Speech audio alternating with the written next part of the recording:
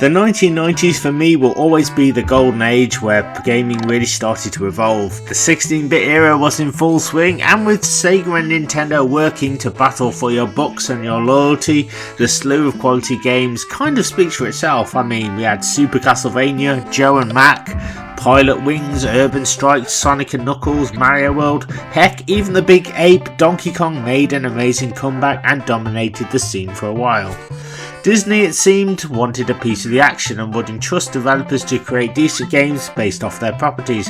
I mean, I say the 1990s, but the ball really started rolling in 1989 with the release of DuckTales, a game which came out for the original NES and became a mega hit, with people still praising this game and developers Capcom for the solid gameplay, graphics and music.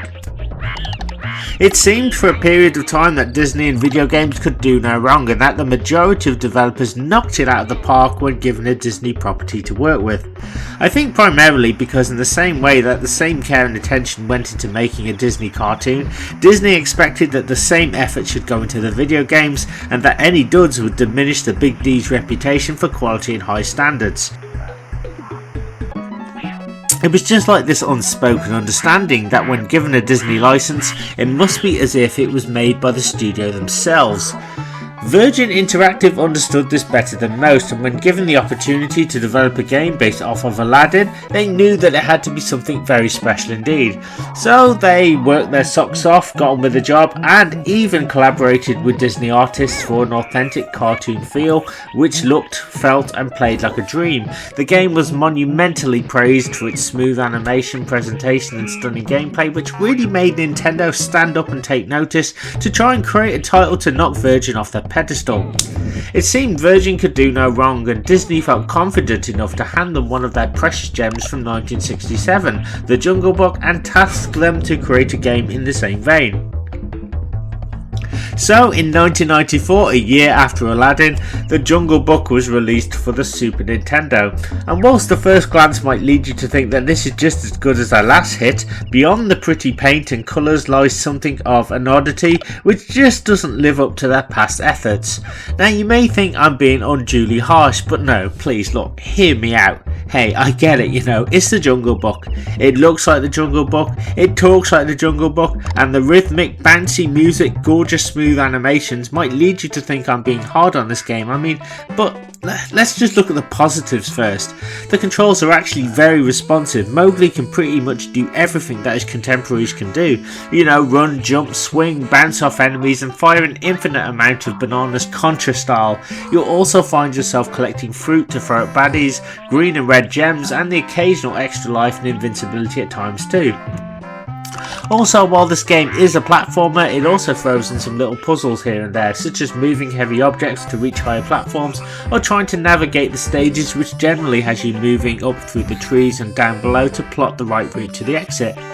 Plus, this was 2 years or so before Tomb Raider was released on the PlayStation 1 and PC, and so Virgin were definitely ahead of their time with what they were trying to achieve. So it's not like this game is god awful, it's just not playable at times. For one thing, you can't rush through this game like in Donkey Kong Country or Mario, because the enemies are everywhere and in your way constantly.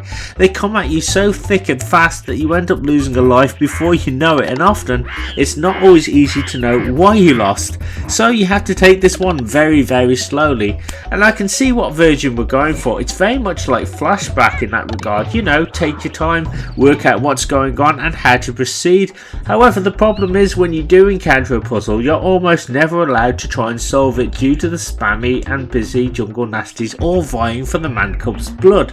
So you must always be super observant, which can detract somewhat from the laid back vibes that this game tries to give out. Some of the levels are just downright cruel and feel like one giant obstacle course. There's an endless number of collapsing platforms to navigate, spike traps, poison darts, monkeys, and here's the kicker. The game forces you to take your time and then changes tact, and then tries to rush you through an almost impossible section where if you're not frame perfect, then you either fail or lose a life. So at times the Jungle Book won't even follow its own rules. The vines are especially problematic because you need to grab them almost perfectly, and because of this very tight mechanic, falling becomes the norm and patience starts to wear pretty thin quickly. Now, it is easy to adapt to the game's pace once you kind of figure out what you need to do, but the fact that you don't get a minute to yourself to appreciate what you are doing kind of ruins the game for me. So if you want to get anywhere in Jungle Book, follow my rules. Number 1, never stop firing bananas or fruit. Number 2, learn to grab vines correctly. 3, always expect the unexpected. And number 4, see rule 1. However, one saving grace this game has got going for it is that at least Virgin didn't burden Mowgli with a timer, so true, going fast will kill you quickly, but even going slow, the kid is still a sitting duck for monkeys throwing fruit off screen. Bats are looming menacingly, and there are a lot of bottomless pits, but again, at least you don't have to worry about running out of time here. Plus, Mowgli only has 4 hit points, and whilst refills are available on some stages, you'll be surprised how quickly he loses them, particularly on the bosses. Whilst there are only about 4, and that includes 2 battles with King Louie, they are extremely challenging but also very overwhelming and take many hits to beat them successfully. Carl the Snake almost caused me to give up and throw my Super Nintendo Classic Mini across the wall, and he was only the first boss. King Louie wasn't too bad, and Shao Kahn is probably the easiest out of the 4. After each stage I beat, I was praying that it was the last because I just wasn't enjoying myself most of the time. It's almost like the seeds are there for a great game, but the level structure just doesn't always match the ambitious game mechanics Virgin were trying to implement. But you know, as much as this holds it back from being a classic, I still must give Virgin the benefit of the doubt in some areas. They could have easily just gotten away with making a cutesy easy platformer and aimed at kids. Developers around this period were making games like this that looked the business, but were much harder and more challenging, which on paper is a good idea. I'm really struggling here to try and think of more good things about this game. I mean, again, the Jungle Book looks stunning, the backgrounds are breathtaking, plus the effects such as lightning on some stages and fire are impressive. The problem is that often it's hard to distinguish from the background what Mowgli can and can't step on. Take for example these prickly pear bushes on the first stage. I honestly thought that they were a part of the background at first, and I took countless deaths before realising I really need to take my time here. Maybe I shouldn't step on them.